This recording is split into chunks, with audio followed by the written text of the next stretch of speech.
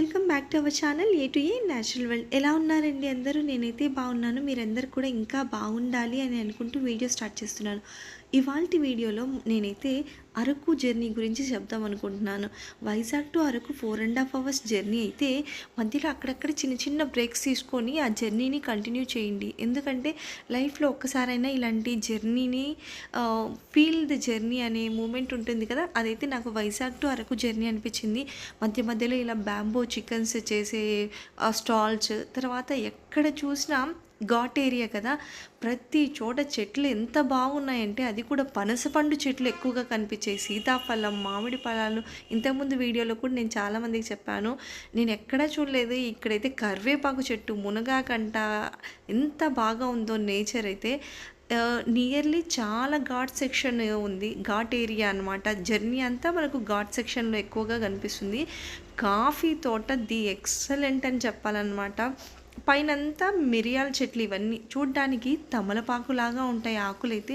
నిజంగా తమలపాకు కొడి అంటే తీగలను అలా కట్టారేమో అనుకున్నాను. ఆ ఆకుల్ని తుంచి కూడా చూశాను అన్నమాట, కానీ అది తమలపాకు షేప్లో ఉంటుంది. సేమ్ తమలపాకు లాగే ఉంటుంది, కానీ తమలపాకు కాదు, మిరియాల తోట అన్నమాట. కిందంతా మనకు కాఫీ తోటలు వేస్తారు, పైన వచ్చేసి మిరియాల తోట అన్నమాట. చాలా బాగుంది నిజంగా. వ్యూ అయితే ఫీల్ ద జర్నీ చాలా బాగా నచ్చింది. నిజంగా ఎంతమంది అరకు జర్నీ చేశారో నాకు తెలియదు. ఎవరైనా నాలాగే ఇలాగ ఫీల్ అయ్యే వాళ్ళు ఉంటే, అంటే ఫీల్ ద నేచర్ అలాంటి వాళ్ళు ఉంటే కింద కామెంట్ చేయండి. కాఫీ ప్లాంటేషన్కి అయితే వచ్చేసామన్నమాట. నిజంగా చాలా బాగుందండి. అంటే చాలా మూవీస్ కూడా తీశారనమాట ఈ సర్కిల్లో. నిజంగానే చెప్తున్నాను, చాలా నేనైతే ఎంజాయ్ చేశానన్నమాట. చూడడానికి కాఫీ ప్లాంట్స్ అన్నీ కూడా ఎలా ఉన్నాయంటే, మన మందారం పూలు, ముద్ద మందారము, తర్వాత గన్నేరు పూల మందారం, గన్నేరు పూలు ఉంటాయి కదా, గన్నేరు, అలాంటి లీఫ్తో ఉంటుంది. చాలా బాగుంది నిజంగా. ఇది కాఫీ ప్లాంటా, కొన్ని అయితే గ్రీన్గా అలా ఉన్నాయి. పిల్లలైతే చాలా ఎంజాయ్ చేశారు.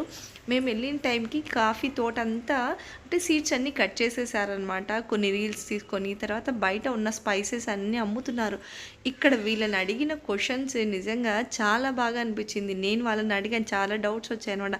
ఇక్కడ వీళ్ళు చూపిస్తున్నారు చూడండి, ఈ స్పైసెస్ అన్నీ ఇక్కడ కూర్చున్న స్టాల్ బ్యాక్ సైడ్ వాళ్ళకు కొంచెం ఏరియా ఉంటుందన్నమాట, కొంచెం ప్లేస్ ఉంటుంది. అక్కడే వాళ్ళు హెర్బల్స్ కానివ్వండి, మెంతులు, ఇక్కడ వీళ్ళు ఏమేమి అమ్ముతున్నారో అవన్నీ కూడా వాళ్ళు అక్కడి నుండే తెచ్చి అమ్ముతున్నాము, అంటే అక్కడి నుండి కోసి పండించినవి ఎండబెట్టేసి ఇలా అమ్ముతున్నాము అన్నారు. అది నిజమా కాదా అని ఒకసారి ఆ కర్టన్స్ తీయండి అని బ్యాక్ సైడ్ తీస్తే చాలా బాగా అనిపించింది. పసుపు వేసుకున్నారు. అలాగే వాళ్ళకి కావాల్సిన అంటే మినిమం నీడ్స్ ఉంటాయి కదా, వాళ్ళు వచ్చేసి ట్రైబల్ ఏరియాలో ఉన్నారు, వాళ్ళకి అన్ని ఫెసిలిటీస్ ఉండవు మనలాగా. స్పైసెస్ అన్నీ అంటే గోధుమలు, రాగులు, అలసందలు, పెసలు ఇలాంటివన్నీ వాళ్ళకు దొరుకుతాయా లేదా అనుకుంటే వాళ్ళు చిన్న చిన్నగా ఎంత బాగా వేసుకున్నారు. అక్కడ నుండి జర్నీ కంటిన్యూ చేస్తే ఇంకొకటి బాగా హ్యాపీగా న్యాచురల్ పద్ధతిలో అంటే ఆర్గానిక్ ప్రాసెస్లో తేనెను రెడీ చేస్తున్నాను. హనీ ప్రిపరేషన్ అనమాట. చాలా బాగా అనిపించింది నిజంగా. అంటే సీతాకోక చిలుకలు అంతరించిపోతున్నాయి అని చెప్పేదానికి వీళ్ళు చాలా ఇలాంటి మంచి new techniques, new methods follow అవుతున్నారు. మీరు మోస్ట్లీ అరకు వెళ్ళే రూట్లో ఎక్కడ చూసినా ఒకటి స్పైసెస్ అమ్ముతూ కనిపిస్తారు, ఇంకొకటి ఇలా న్యాచురల్ పద్ధతిలో తేనెను రెడీ చేసేది కనిపిస్తారు. మరొక మంచి వీడియోతో కంటిన్యూషన్తో మీ ముందుకు వస్తాను. బాయ్ అండి.